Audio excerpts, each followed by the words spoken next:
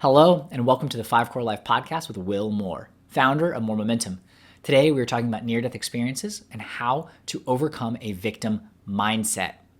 Amy Purdy is a Paralympic champion and winner of Dancing with the Stars, and she sits down with Will Moore to share her tactics and strategies that she's used to overcome a victim mindset. She lost her legs in an accident, and despite that, has been able to go on to do incredible things as a Paralympic champion, as well as winning Dancing with the Stars.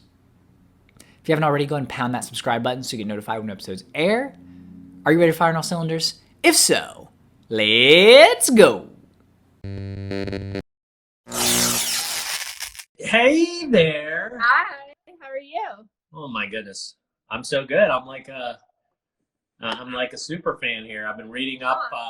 I knew who you were before we scheduled, obviously, but as I dive more into your life, you're just one of those people that you're like, I mean, come on, people. Can't you just do like a 100th of what she's doing?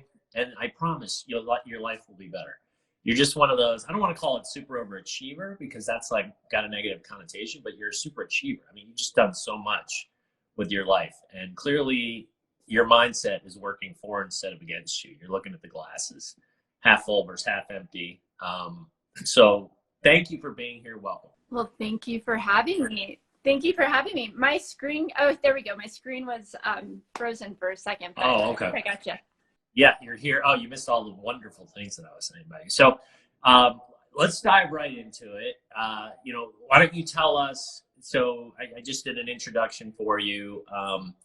Obviously that's just a surface level. You go to You're a Wikipedia. You made it when you're Wikipedia, right? Okay. However, Wikipedia, it's funny because it says a lot of stuff that, of course, is not accurate. So Right. One of the things that Wikipedia says is that my nickname is Lucky, and I have no idea where that came from. I've tried to change it, and I've submitted things. I'm like, this isn't my nickname. But now, like when I get introduced for speeches, they'll say, and her nickname is Lucky, and I'm Like, yeah. But okay, it's not the worst nickname. It's not the worst, but I wouldn't like it either, because to me it kind of implies like where you've gotten in life is luck, and it's like clearly that's not the case. So Right. I get it. I would Exactly. I'd want to get rid of that too. It's a lucky is a victim in life, and owner makes their own luck, right? Right, exactly. And I think, the harder you work, the luckier you get. So, I mean, it may seem like luck at times, but it's all the hard work that led up to that. So, Right. What do they say? Luck is where preparation meets opportunity. right, Something like that. exactly. You're like, I just happened at the right time. But you're like, but I have been working on it and I'm totally prepared for this moment. So, yeah.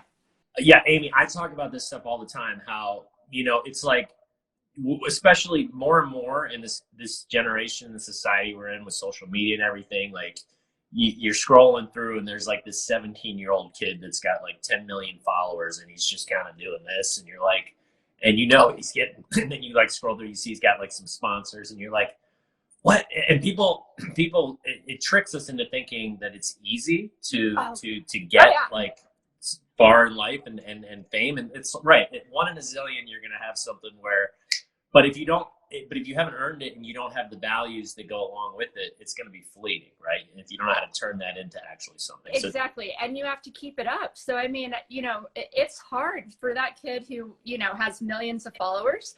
I mean, he also has to maintain millions of followers. He has to constantly put, good content out there so he doesn't lose them. So, I mean, if you've tried, just even with social media, if you're like, okay, every day I'm going to post, you're like, this is hard. What else am I sacrificing to do this? So, I mean, it's all about like where you want to sacrifice or what you want to sacrifice and where you want to put your energy. And not everybody's willing to put their energy there, I love that you said it. Let's talk about this a little bit more. This is how my shows always go, right? I have an agenda, or I kind of have a loose agenda, but it never ends up going that way. We end up getting an interesting conversation. So I like where your brain's at on this. I totally agree. And it's like, I think it's so important to kind of point this out and shine a spotlight on the fact that we all want to be, it's in our nature. It's in our Paleolithic, thousands of years ago. The more status, the more money, fame, we didn't have fame back then, but the more power and all these things, like it benefited us tremendously because it meant we had a roof over our heads. We were able to procreate more easily. We wouldn't get eaten by that saber-toothed tiger, right? Because we had people around us and we had status, and it served us very well. Here we are now. Our brains haven't quite evolved past, like we've evolved as a society, but our brains are still kind of stuck in that whole like low-hanging fruit and just wanting to essentially do these things. Excuse me for 1 second. I'm sorry. Well, no, I'm happy that you're stopping for a sec because I'm realizing my light is so dark, and I'm going to try to turn a light on here, so I may just suddenly glow out of nowhere. Let's see what happens really fast. Oh, it's not even going to work. So actually, never mind. Well, so I'll say this. It's funny. I actually just sent an email to my team yesterday because some guy I interviewed, I'm not going to name any names, was really dark. And I was like, God, are we not putting in our email to make sure they have a light? But you are actually a lot better than most of my guests. Well, I can see you pretty well. I'm literally sitting at a window right now. There's a bright window right in front of me. So I don't know. I think it's actually my phone is kind of shifting. It's like shadowing it for some reason. But no, you look, you're pretty lit up. Okay. I mean, you don't have the halo glow that I have. But, I know, that's what I'm looking at. That's what I'm comparing myself to right now. You're doing, trust me, compared to most of my guests, you're doing great.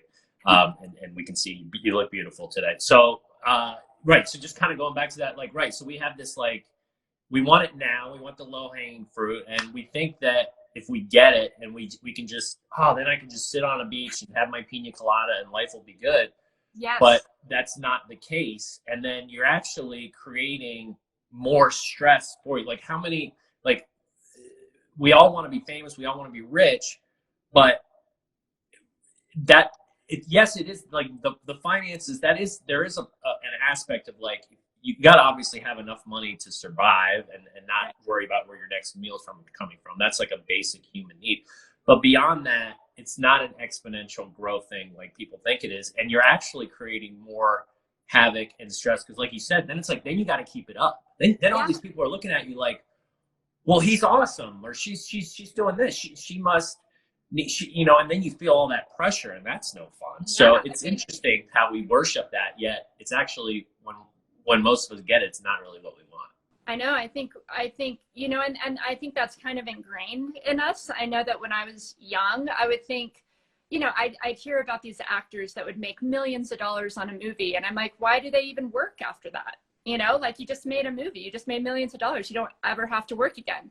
But I mean, you do the work because of the process, because of the love of the craft, because it helps you grow and it helps, I think that's what we're here for. We're here to grow. And if you stop growing, you literally die. And so I know when I was on Dancing with the Stars, everything hit at once. I won Paralympic medals.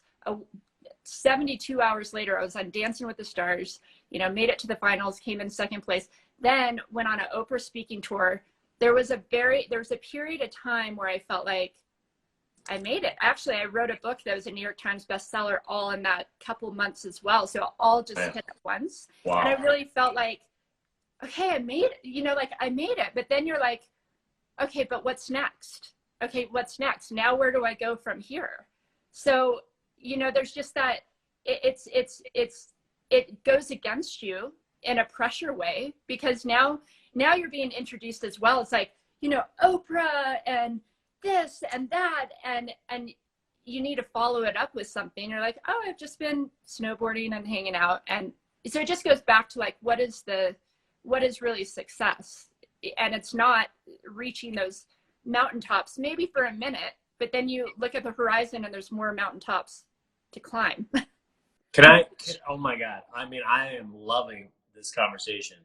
Can I step in and tell you what I think the meaning of life is? And to kind of like take what you just said and try to put it into a bit, it's not simple, but in a way it is, into kind of one little equation that might help give perspective. Yeah. Actually, you know what? I got to go. We'll see you next time, people. No. Okay. So I'm looking at it right now, and I've said this on a few of my shows. What you said, like literally falls perfectly into this.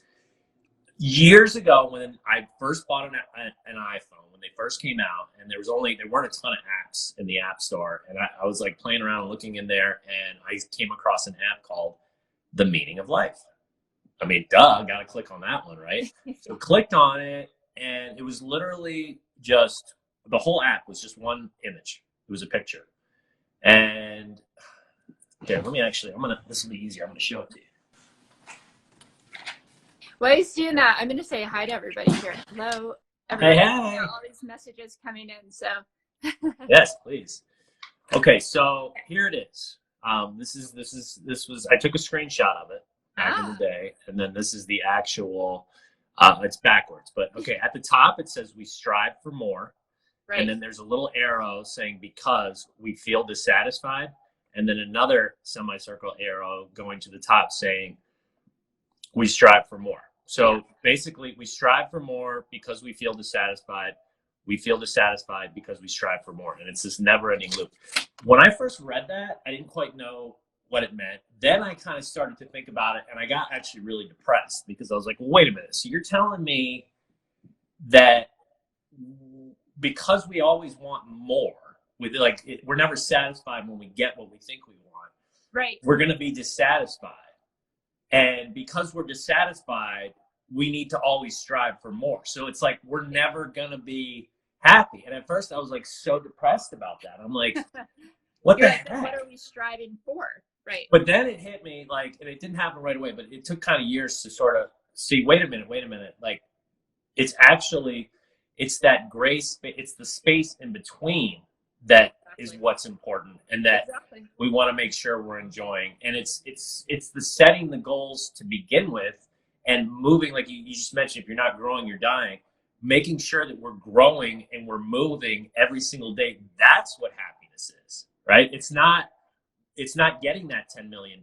It's, if that's your goal, it's the striving and all the work and the effort. And then like getting there feels great, right? So I sold my company 2 years ago for a combined $321 million. It was a restaurant delivery service. I spent 10 years of my life growing it. All that money didn't come to me. I ended up we had partners, we had investors, but that was the total that we exited for. And it proved exactly what I knew, which is what we're talking about right now, which is I knew it was going to feel great when it happened. Like it was like, oh, this anchor is off my back. I've been working on this for 10 years. Right. It's a weight lifted off your shoulders. You're like, okay, I'm okay. I'm good where I'm at. Right. Like a huge, oh my God, like that was so much work. I spent so much time in my life and I put all this into it, and now it paid off. Heck yeah, that felt good. But here's what I wasn't able to do. So I did take 2 to 3 weeks off. I did all the things that I've been wanting to do because I've been working like a madman for so many years. I was playing golf. I was getting massages. I was like, okay, right. But then guess what? After about 2 to 3 weeks, it was like, okay, now what?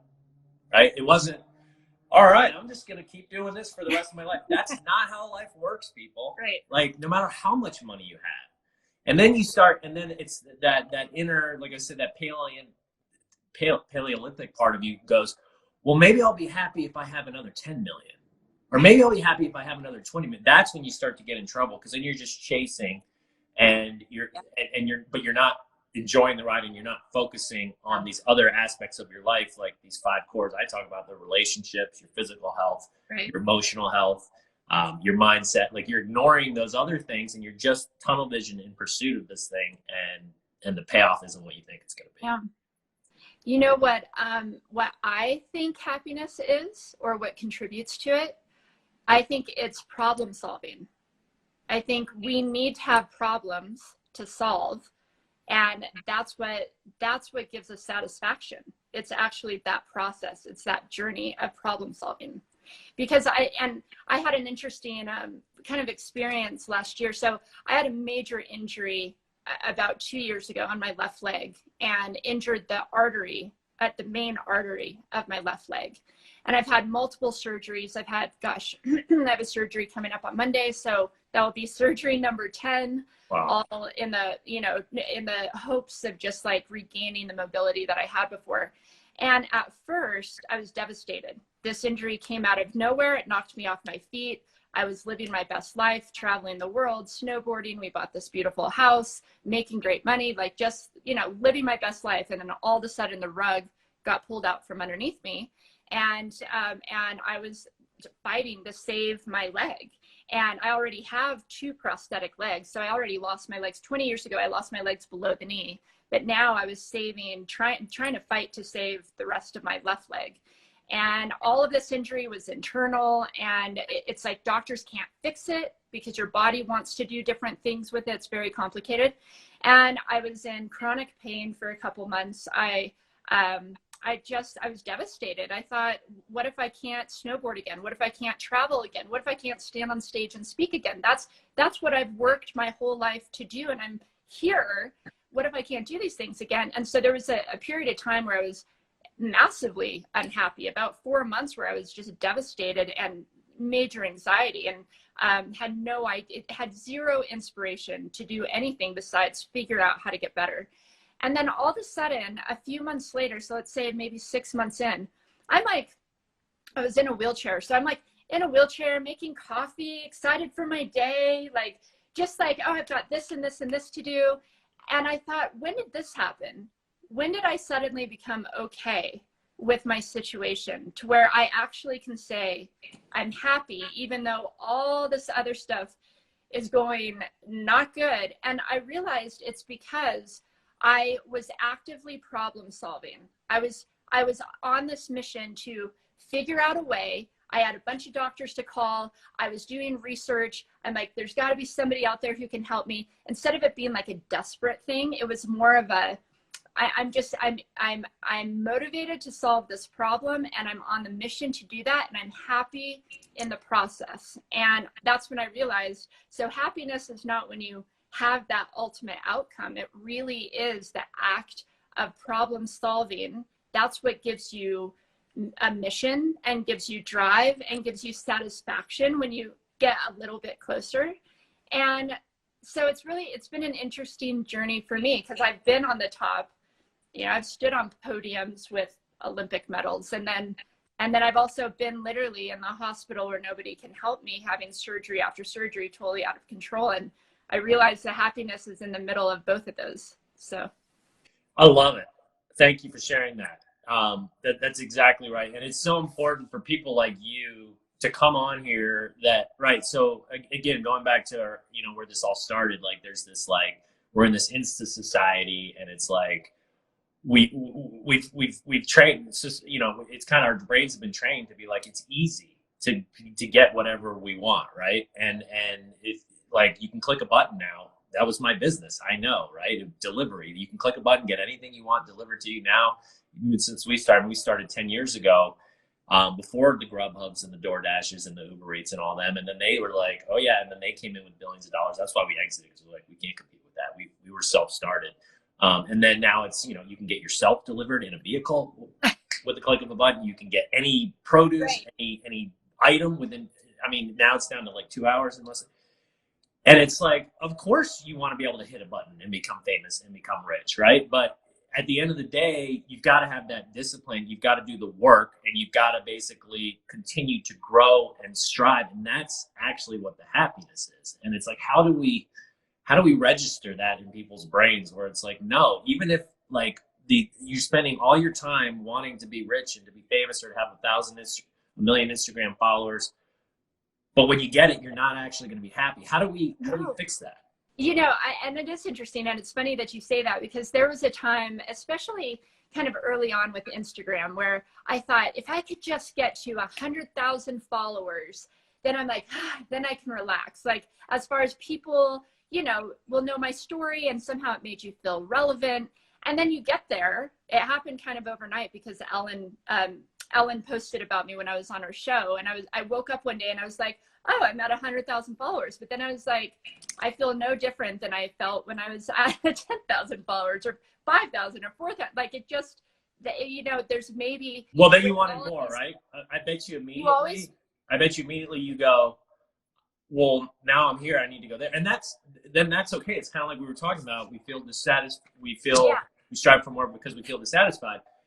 But and like I said, if you can learn to use that for you, right? So then it's okay to say, okay, well, now I want 10 million followers. And if that's a goal, and you're not doing it simply for vain reasons of, I just want it. But you're like, you know what, this will help me to create more of a voice, and I can get my message out there the more people I'm hitting, and I have things that I can say that are going to help people. So yeah, I want to be here. And like, you make that a goal, great. But if it's just like, I just want 10 million followers, just like you say, I want $1 million, you get $1 million. Oh, right. Well, that felt good, but now I want $2 million. Yeah, I mean, you definitely have to be, you have to be in it, I think, for the process and not the outcome. You know, it's also, somebody just asked, well, like in this chat, someone just said, so when are we ever satisfied? But I think it's being satisfied with what you have, right? And it's also being completely present in the moment, and, you know, having these small tasks. In fact, sometimes I feel way more satisfied when I accomplish these little things than the huge things, because those little things do give you satisfaction. Like just yesterday, so I launched a podcast a few months ago, and it's not easy, and I thought it was going to be a side hustle, and all of a sudden I realized, oh wait, no, this is now actually my main thing besides motivational speaking. This is something I need to do consistently every week, you know, writing episodes, recording episodes, getting it all together, promoting it. I'm like, this is a lot of work. And so just yesterday, I fully, you know, wrote out next week's episode and recorded it. It felt so good. It felt, I'm so proud of myself. Just that. I'm like, I set out to do this week. I've been doing it every week for the last 3 months. Like, it is the journey. It is the process. I have no idea, you know, who's necessarily listening to the podcast. I don't know the outcome, right? It's not like, oh, this is the most, you know, famous podcast episode. I just know that I'm satisfied with making this mini goal to just get this done by a certain time and doing it. And why do I keep saying that?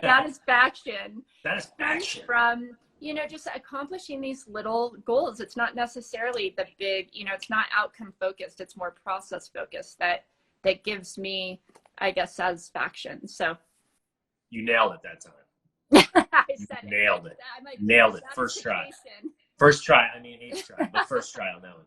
So 100%, right? And it's because why are you satisfied? Because you're literally growing. You're pushing yourself. Right? You're not sitting on the beach. Like this, but you know, even if it's a smudge, you're not sitting on the beach drinking the pina colada. Yeah.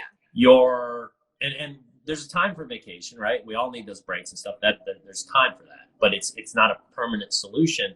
And then you go, okay, just, you know, like this equation of life, like, okay, well, how do I stretch myself a little bit more? Just a little, and how do I? And that, what you just said, by the way, is the best way to grow. Because I'm rereading Atomic Habits by James Clear. Are you familiar with it? I'm not, but you gotta read it. It's a fantastic book.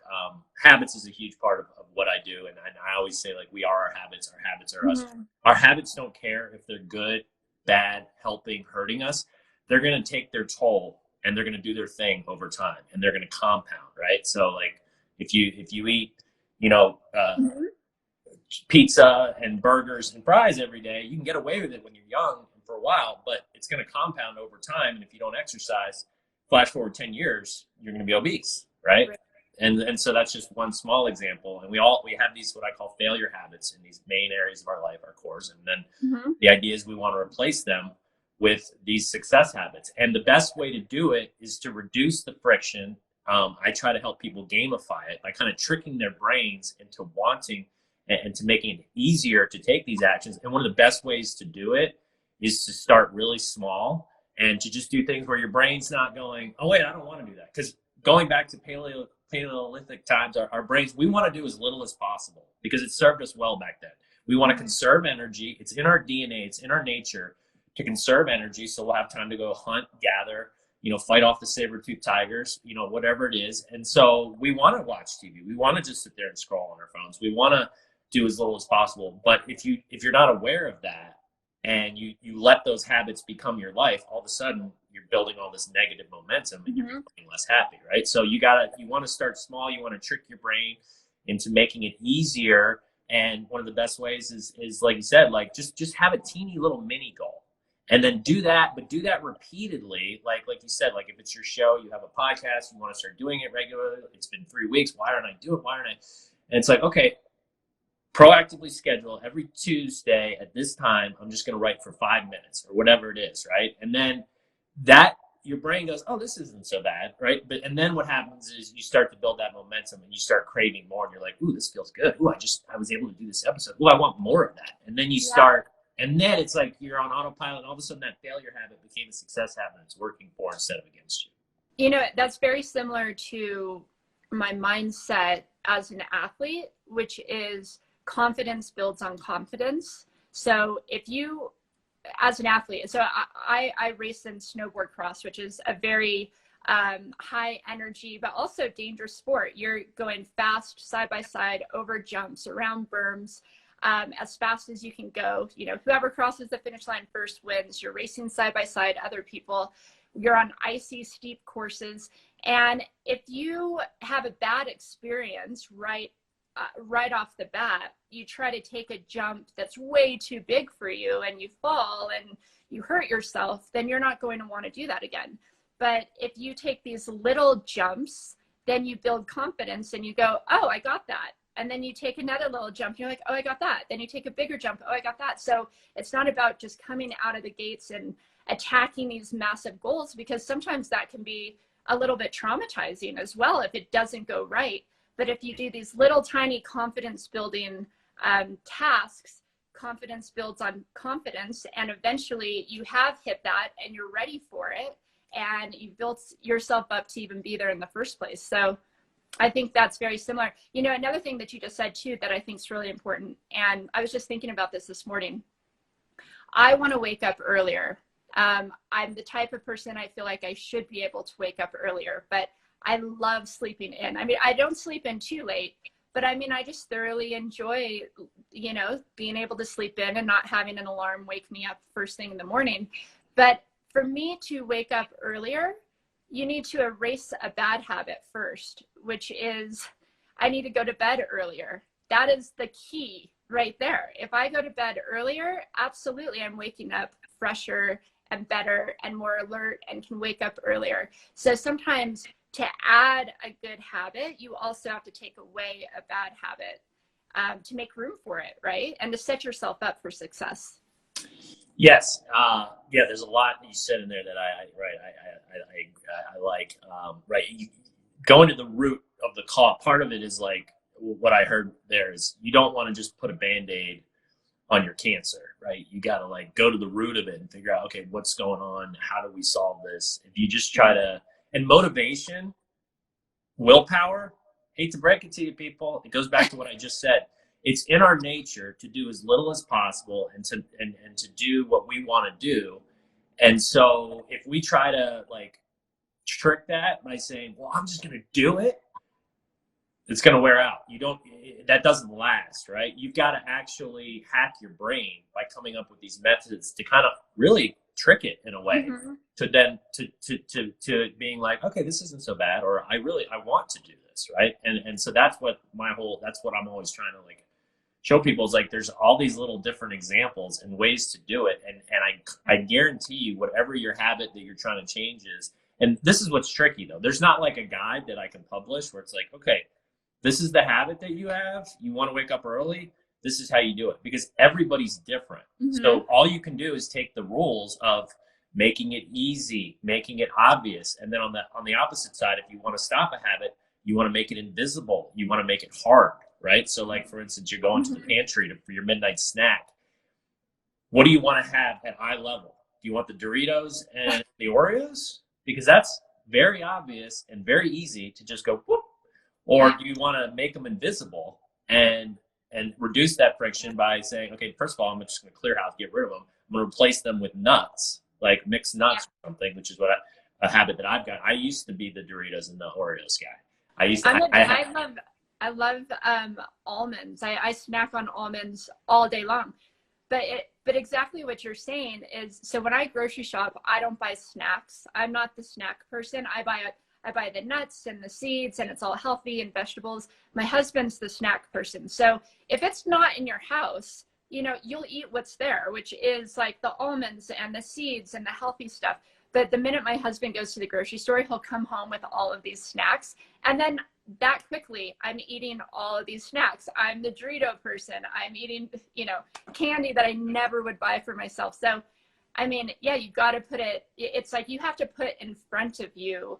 The low-hanging fruit needs to be the good, healthy habits, and the difficult stuff to get to, where you have to take time out of your day to drive to the grocery store to get that one thing, needs to be the most difficult habit. So yeah, I like that. That makes sense. Right.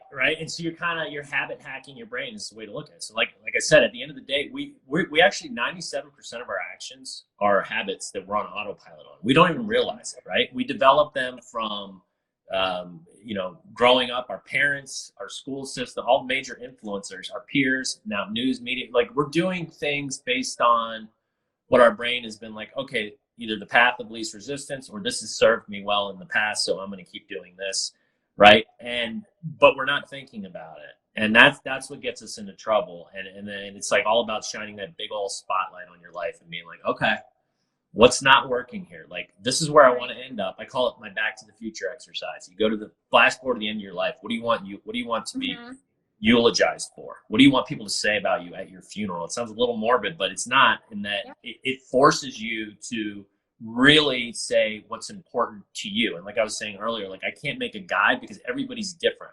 And so everybody's going to have different friction reducers, and everybody's going to have different things. Like, for you, it's mixed nuts or almonds. And me, it's funny, I literally have a crumb of an almond here that I ate right before we got on. I had a handful of almonds before I walked in. And same with me, right? But another person may have a nut allergy and hate almonds, right? So it's at the end of the day, it's the same principle. Put something in front of you that you enjoy, that tastes good to you, that is going to, maybe at first your brain's going to be holding on to that bad habit and be like, this ain't no Dorito and Oreo. But what's going to happen is, fake it till you make it. You keep doing it, and then before you know it, it's become a habit. You're not even thinking about it. You're reaching for the almonds because they're there. They taste not only just as good as the Oreos and Doritos used to, they actually taste better, because in the back of your mind, you're building positive momentum in your physical health core, and you're feeling good and not guilty, right? Right. And it's just like my dad. My dad can't eat he can't eat cake. He can't eat sugar. I haven't gotten that far yet with my discipline, but it's because he just started eating fruit years ago, and it's so sweet to him. If he eats, like, it's too sweet if he has like a cake or something, and so he can only eat fruit for his dessert, right? How great would that be if we all had that? But we can all develop these types of things. It's just having the awareness, the discipline, going, all right, where do I want to be at the end of my life, in each of my cores, my physical health, my relationships, my emotional health, my mindset, my career, my finance. Okay, now you splash back to the present, back to the future exercise, and you go, okay, what are the failure habits I have right now that are preventing me from having that ideal funeral? And what success habits do I need to, like you just said, replace them with? Yeah, I mean, you said a few things there that I totally do myself, which is, first of all, visualize where I want to be or who I want to be. Not what I want to do, but who do I want to be? See that vision, and then reverse engineer it, right? Like, okay, so how do I get there? So once you have to have the vision of where you're going before you can create a roadmap to get there. So then I go back and go, okay, so what do I need to do today to set myself up so I can be that person? So I can be, I don't want to be just doing things. I like meditating. Okay, so I've meditated. I can do that. But I want to be that person. I want to be the person who does meditate daily, and that's just who I am. And I'm not there yet. So how do I get there? Okay, so right now I have to start making a habit, right? Start making a practice out of it. And eventually you get there and you are that person. So I love it, right. And kind of like you were saying, I like how you said, confidence begets confidence. It ties into the same principle. I use a term that I created called the success loop, which is kind of, okay, so you take a small action, it has a small little positive result. That positive result increases your mindset and your confidence and and then that makes you want to take the action. It gives you a little bit of energy and gas to then get to the next level of taking the next action, right? And then this is this loop you're in versus the I call the failure loop, which a lot of people get caught in, which is the complacency and doing nothing and not taking action and just coming up with excuses of why not to and letting their fear take over and prevent them. And then the least action, going back to our equation of life, you got to be taking those actions to get somewhere. And then when you get somewhere, you're going to want to take more actions. But if you're not growing, you said earlier, you're dying. And the key is to just keep moving and keep taking those actions. And that's the happiness part of it. Yeah, I also think you mentioned this too, that it's not necessarily jumping outside of your comfort zone, but I think it's stretching your comfort zone. And just as an athlete, that's what we did every single day. It's like certain things seemed really scary or really big to do. And so it's not about just jumping right out of the gates and doing them. It's about the little steps along the way that just, stretch your comfort zone. And then eventually those things come to you very easily. It's not like, whoa, jumped out of my comfort zone and did this crazy thing. I mean, sometimes that's important. Sometimes we do have to make that leap, right? I mean, starting a podcast or being a motivational speaker, nothing can really prepare you until you do it. You can think about it all day long. It's not till you just make that leap and you are out of your comfort zone and you're learning as you go. So, I mean, you do have to kind of make that leap at some point to, I guess, level up in whatever you're doing. But there's also something to be said for just kind of stretching that comfort zone so that things just start to come, hard things start to come much, much easier for you. That's it. You have to take those little steps to get there. That's you have it, right. To be willing to be like, I'm going to do something today towards that goal. And it may not be comfortable and I may suck and it may, I may fail and I may make mistakes, but you have to be willing to take those so that you go, okay, this isn't that bad. So next time I'm going to do this. And you just kind of, stretch that comfort zone a bit. That's it. And stretching that comfort zone is what allows you to get that momentum building in your success loop. Because like you said, then you increase your confidence, you increase your attitude. You're like, okay, this is working. This feels good. I want to take more action. It gives you that energy. And all of a sudden you're rolling and you're going in the right direction. And this just reminds me, so we've now used 4 different terms in the past minute or two on kind of the same principle. And I always tell people, life is complex, but principles aren't. And so when we're talking about all these habits you're trying to learn and these changes you're trying to make in life, it's so hard, I feel like, especially for the younger generation who's got a zillion things coming at them in a million directions. And if you didn't have to be lucky enough to be born with parents that gave you good values and stuff, what are the habits you're going to be developing, right? And so principles is kind of what I'm always my mission in life is to try to get all the principles in life that I know are okay, there's a million ways to say it, but this is the root. Like we were saying, this is the root.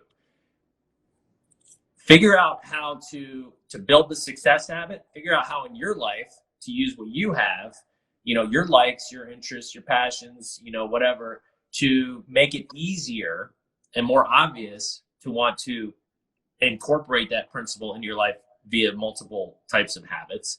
And the opposite, get rid of those failure habits by making that principle, the inverse of that principle, hard and difficult and invisible, right? And so I'm over the last 25 years, I've been creating this list of these are the principles, and it's evolved over time. A lot of times I had 4 or 5 different, what I thought were 4 or 5 different principles, and I'm actually this is just one, and this is the root of it. But there's all these different offshoots of how it can affect your life and how it plays out.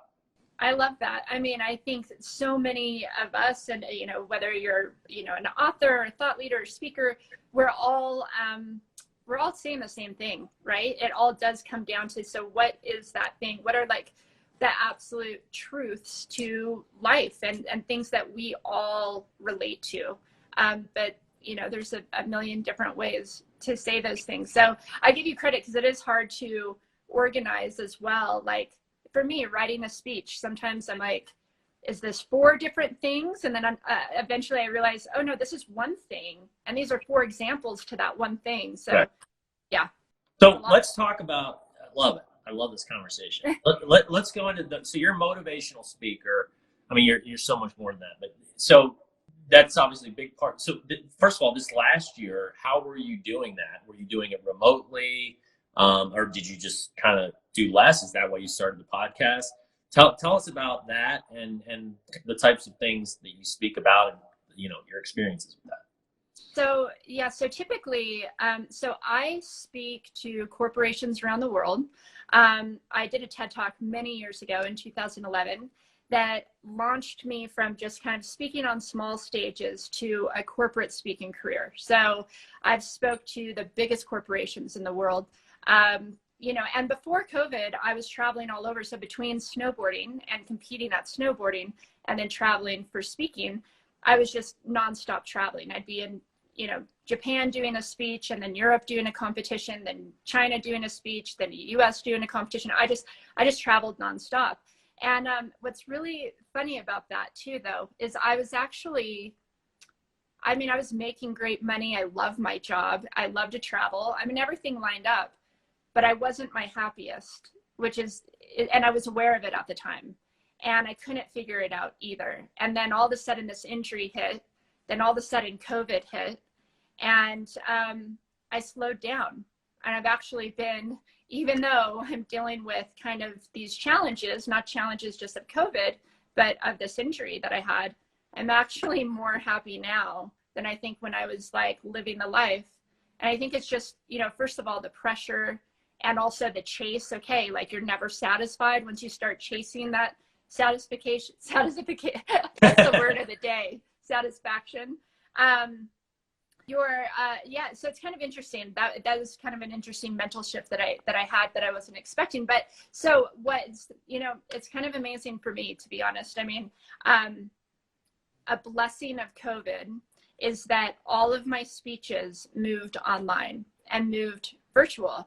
And I had 10 surgeries and was able to actually continue to work through my recoveries. Wow. And have actually thrived this year because of that. So here this year, COVID, major injury, all these surgeries, and yet my I guess financially I've kind of thrived because of it, because we moved everything online.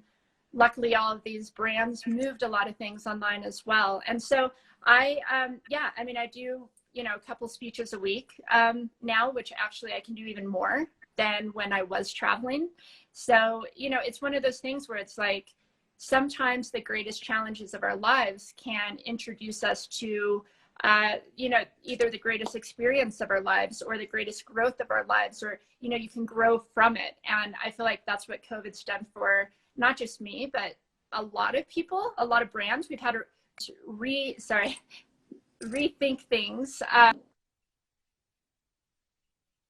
and do things better and do things more efficient.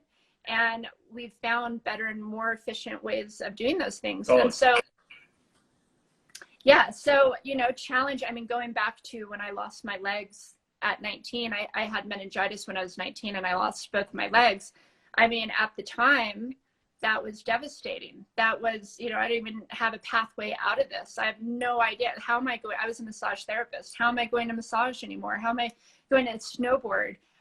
You know, without my legs, I didn't even have somebody to look up to. So this massive challenge, what seemed to be at the beginning the worst thing that could have happened in my life, became became the way. It's like my legs got me to where I'm at today. They never disabled me. They only enabled me, because they made me get creative and passionate and find a way and not give up and persevere and just, you know, figure out who I am now. And so I would never, you know, I would never say that I wish I didn't lose my legs. In fact, I would never change it, because it's made me who I am today. So now I have to look at every challenge that same way, you know, whether it was COVID, okay, this is a great opportunity to actually do things I've been putting off that have been, you know, these passion projects that I've wanted to do, but I didn't have time to do. Podcasting was one of those. I wanted to start a podcast, never had time. Right. So now's the perfect opportunity to do that. And yeah, and you know, all these, I think this is something that's really important too. It's like we really need to follow our curiosities, and we need to allow ourselves to be curious and to go into each thing not with this like, oh God, what if I fail? What if people don't listen? But more with curiosity. Like, I am just curious, you know, how this is going to go. I'm curious every day. Like, I'm going to talk to somebody new and learn something new. And I'm just going in for the sake of play and curiosity. And that keeps the process really enjoyable as well. So yeah, use that curiosity to propel your momentum. I love that. I love that. And right, so I want to go back to something you said, which is, you know, I couldn't agree more that, like, and clearly you're the perfect example of like what I call a growth owner versus a fixed victim. The victim goes, something bad happens, and they go, of course, why me? You know, like, life sucks. Like, when am I going to get a break?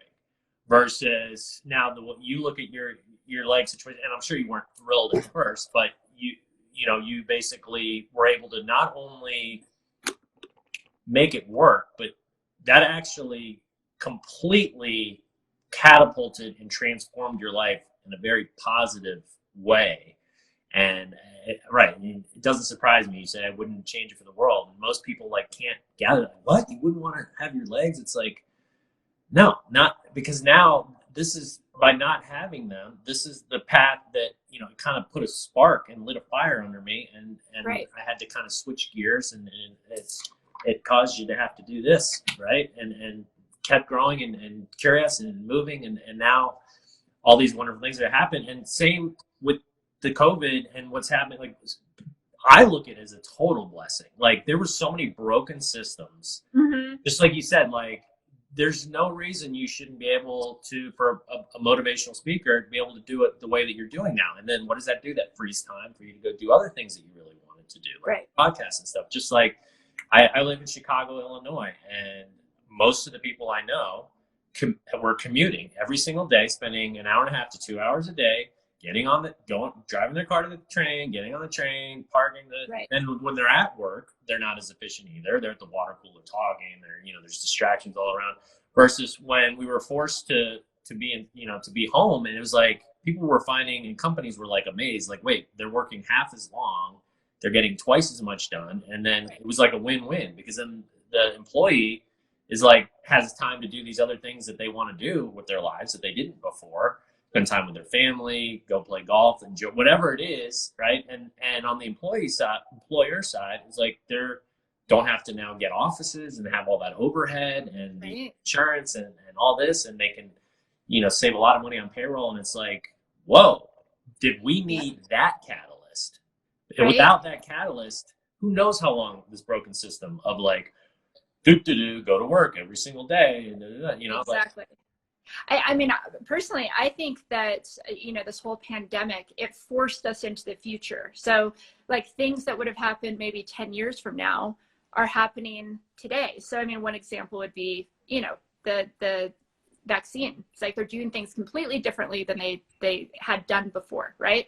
Instead of 10 years to make a vaccine, it's been 10 months. But I was just speaking to this corporation the other day. I was actually listening in on their meeting before they introduced me to speak.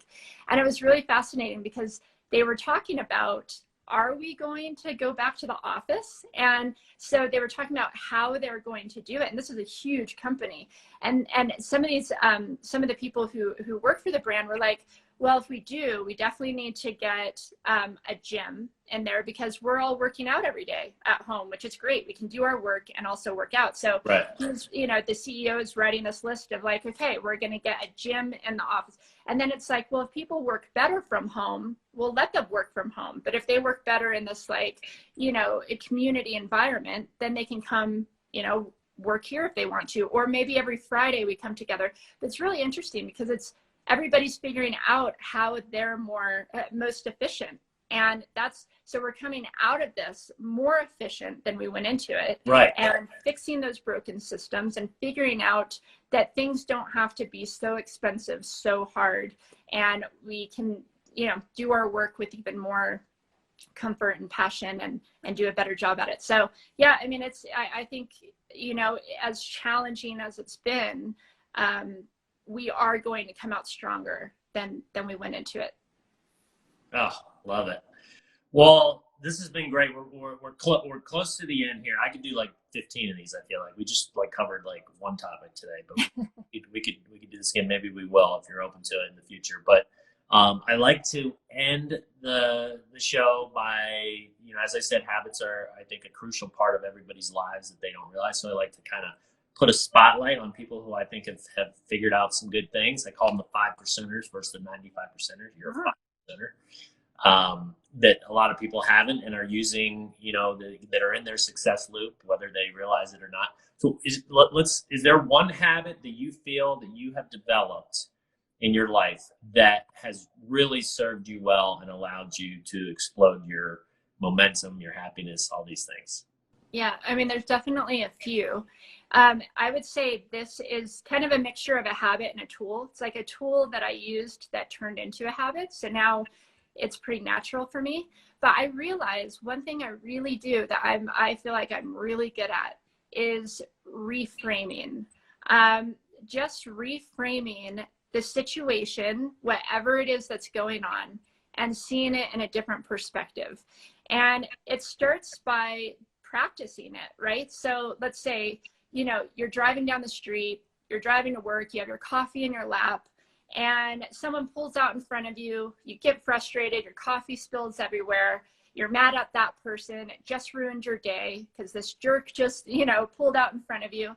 But if you can, in those moments, instantly look at things with a different perspective, like maybe that person just got a call that their kid is in the hospital. You know, maybe that person just found out their mom's injured or whatever it may be. Maybe that person's having a really bad day. Instantly, instead of being a victim and feeling frustrated, you might feel like, okay, a little bit of compassion and empathy for that person. And then it didn't ruin your day, right? You feel like, oh, I hope that person has a better day. And you're able to kind of continue on with yours. And so you actively have to do that in those moments. You have to choose to look at things with a little bit of a different perspective, and it may change your whole emotion around it, and it could change your entire day.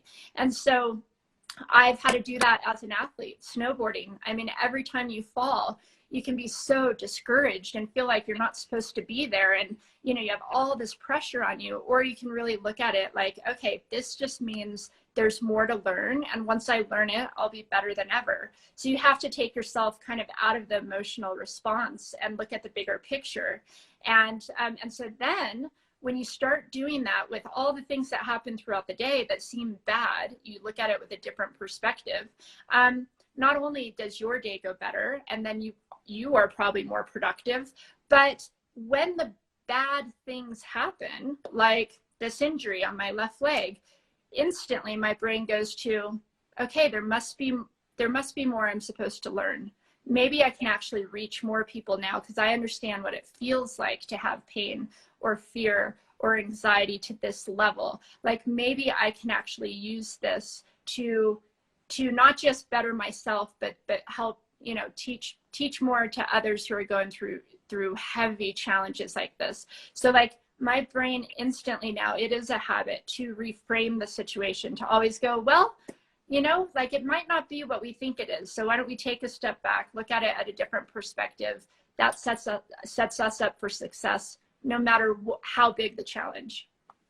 Ooh, girl. Okay, so this is, you know, without even realizing maybe you do, you're literally defining what I tell everybody is the ultimate goal they want to strive towards. So in these 5 core areas I talk about, mindset is the first one. And to me, it's by far the most important. And that when you have your mind working for instead of against you, with examples like you just gave, life becomes, talk about reducing friction, right? Like somebody giving you a nasty look and getting upset, letting it ruin your day, then you pay it forward and you ruin somebody else's day, and then it's a viral effect going, you know what, maybe that person, who knows what, I don't know that person, maybe they just lost their mother, maybe they just got diagnosed with COVID. Like, Right. It's so easy not to think that way. Like you said, though, that's one of those success habits that you become aware of it and you start training your brain. And it doesn't happen overnight, right? You're not going to immediately be like, well, I want to start thinking positively about things. Right. But the more you catch yourself, and to me, I have this accountability system I use, and I recommend everybody has one. In the morning, I kind of check in with myself and I say, okay, what are the top habits I'm working on? And then at night, I sort of score myself and say, okay, how did I do today overall? And it reminds you that during the day to kind of be aware of these moments and like, I'm going to be scoring myself tonight on my emotional intelligence and how I reacted to other people. Like, you can't control them. Right. And so this mindset is what it's all about. It's becoming that growth owner versus the fixed victim. The growth owner says, okay, how do I turn this into something better? How do I make this something that I perceive that makes me happier, that builds my momentum, that doesn't upset me, and whatnot. And then it's like, then life, just everything becomes incrementally easier. Your other cores, your physical health, your relationships, like when you're able to see that life through, lack of a better word, glass half empty versus half full, you're basically failing forward. You get bitch slapped by life and you go, you know what, that sucked. I'm not saying like jump up and down and be happy about it, but go, it's how quick you get back up and go, okay, that was not fun, but what did I learn from it? How can I grow from it? And how can I become bigger, better, faster, stronger, smarter because of it on my way to hitting the goals that I set for me? Because we all, right, the growth owner always sets goals. So thank you for sharing that. That was awesome. Yeah. Well, thank you for expanding on it. Yeah. Well, this was so great. What was the word that you couldn't say earlier? I want to make fun of you. Satisfaction. Satisfaction. But now we're going to call it satisfaction. Satisfaction. Actually, wait a minute now. Maybe gamification. Yeah, gamification is my thing. Like I'm saying, I'm always trying to gamify to trick your brain into. So satisfaction. Yeah, like maybe the satisfaction is the act of doing versus the satisfaction at the end. I'm gonna write that down. That's good. So you just expanded my mind, and you see me smiling. I'm happy because I'm growing. This conversation allowed me to grow. Well, thank you, Amy, so much. I would love to do this again. I want to keep in touch with you, and keep me posted on things that are going. Happy to. Shout out anything that you're doing that you want us to promote on our page. And, you're an inspiration. You're an awesome lady. You're in your success loop. So keep the momentum going. Thank you. Thanks so much for having me. And I just want to say thank you to everybody who's here and looking at all these messages and hearts come in. So, I'm grateful. I'm grateful to be here with you guys today. Awesome. Well, have a wonderful day. Thanks so much, Amy. Great. Okay. Thanks, guys. That's it for the 5 Core Life. If you haven't already, go ahead and hit that like button on this video and pound that subscribe button so you get notified when new episodes drop. Also, please fill out the free 5 Core Life Evaluator quiz. It's a great way to get a baseline of where you are in the 5 cores and which of the 5 cores you need support. In addition, you'll get some actionable advice that you can apply and start improving your life in the areas that you need it most. That's it for today's episode of the 5 Core Life Podcast. Have a wonderful day. Get moving. Gain momentum. Join the movement. Join Emmett by going to moremomentum.com to take a free life evaluator quiz on where you currently stand in each of your 5 cores.